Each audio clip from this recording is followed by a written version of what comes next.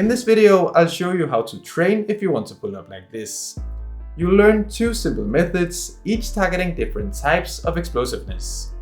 The first one is based on explosive endurance. This allows you to stay powerful for longer and do more explosive reps. It's what keeps your pull-ups quick and effortless. The second one is focused on pure explosiveness. This is all about pulling higher to your stomach or even your hips. Perfect for max effort reps like accelerating in a single pull-up. Both of these methods are important, and at the end, I'll show you how to combine them into one effective workout. So let's get into it. The explosive ladder is honestly kind of addictive. You'll want to come back and beat your own records. In this approach, the reps increase step by step and you always end your sets with an explosive pull-up. The standard version uses a chest-to-bar pull-up, but there are options depending on your level. Here's how it works. Start with one regular pull-up, chin over the bar, and then immediately continue into a chest-to-bar pull-up. That's the first set. Then you rest, and whenever you feel ready again, you go for the second set. But this time, instead of one, it's two regular pull-ups, still followed by a chest-to-bar. Again, take a break, and next up is a set of 3 pull-ups plus the chest-to-bar. This pattern continues as an ascending set by adding a pull-up each round.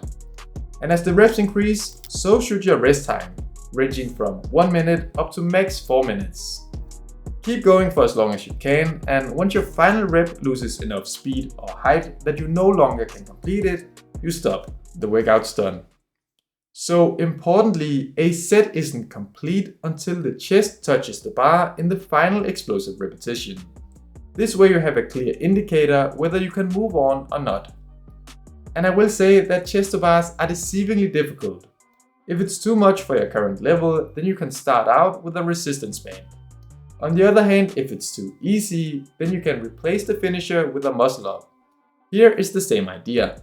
Either you get over the bar or you don't. By placing the hardest rep last, you're training to generate power and stay explosive under fatigue. This translates directly into faster and increased reps of all explosive pulling, whether pull-ups or muscle-ups. However, for this to work, it's important how this is a ladder and not a pyramid set. In pyramid sets, the reps are reduced again after the peak. And even though we potentially could go down again, that would only add unnecessary fatigue. We're not chasing complete exhaustion, we're chasing explosive output under increasing demand. Beyond that, the focus would shift away from explosive endurance and just become endurance. So that's the explosive ladder. Try to get as far as possible and challenge yourself to go further each workout. The second method is designed to generate maximum height and make you float over the bar. But to build this specific strength, we need to approach it differently. These pull-ups are extremely demanding and explosive, and as a result, they're better suited to low volume and fewer reps. Here, 3 to 6 reps is a more suitable guideline. This allows for max effort in each rep, while still being enough to get in some quality volume. And let me just clarify that a high pull-up isn't just a stronger version of a regular pull-up. Because if we want to move above the bar, we first need to move around it. Otherwise, it becomes an obstacle in our path. That's why the foundation here isn't vertical like in regular pull-ups, but instead diagonal, leaning back as the pull begins. In many ways, the first half of the movement looks a lot like a muscle up, both starting from a diagonal pull to create space between you and the bar. And we can even copy the slight swinging motion to create momentum before exploding upwards. But in the top position, there's an important difference between the two.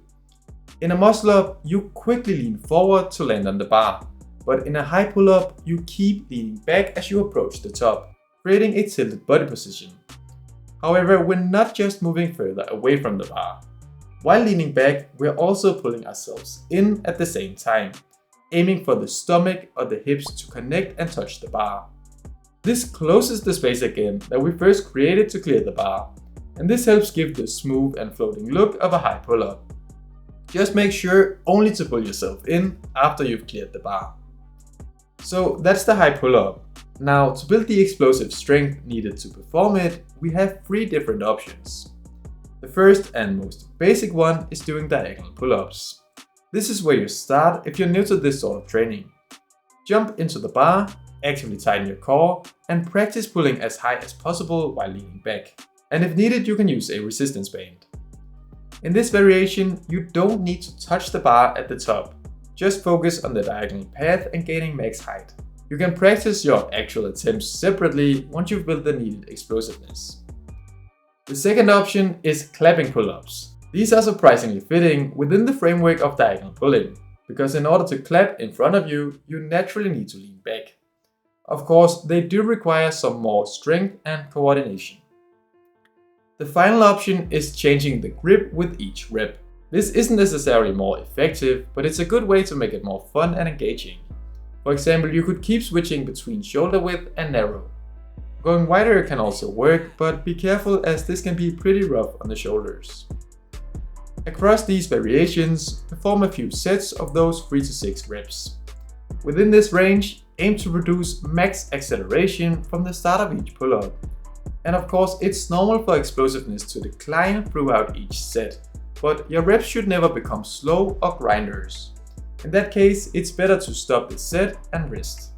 Again, the goal is explosive strength, not pushing to complete muscle failure. As you get stronger, you'll gradually start pulling higher within the fixed range.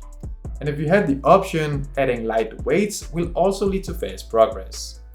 Generally, this type of explosiveness translates well to weighted reps, since these also are reliant on a quick burst of acceleration. To get the most out of your trainings, you don't have to choose between the two methods. They actually complement each other very well. One helps you pull higher, the other helps you stay explosive for longer. Since they target different aspects of explosiveness, they are also very easily combined into one single workout. In this case, you would start with the high diagonal pulls, while your body is still fresh and you can generate the most explosiveness. And when you've performed your max effort reps, then you can move on and use the explosive ladder as a finisher. And it's quite important that you don't do it the other way around. If you fatigue yourself with the ladder first, you'll struggle to produce the kind of power and technique needed for diagonal pulling. So starting with method 2 and continuing into method 1 gives you the best of both worlds. Maximum explosiveness and the endurance to back it up. Before ending the video, I'll be quick to mention that if you're looking for some new calisthenics equipment, my sponsors at Carnation have some very high quality options. You can use my code JACOB10 for 10% off. I put the link in the description. That was it for the video. Hopefully you enjoyed it. I hope you learned something new, and I will see you in the next one.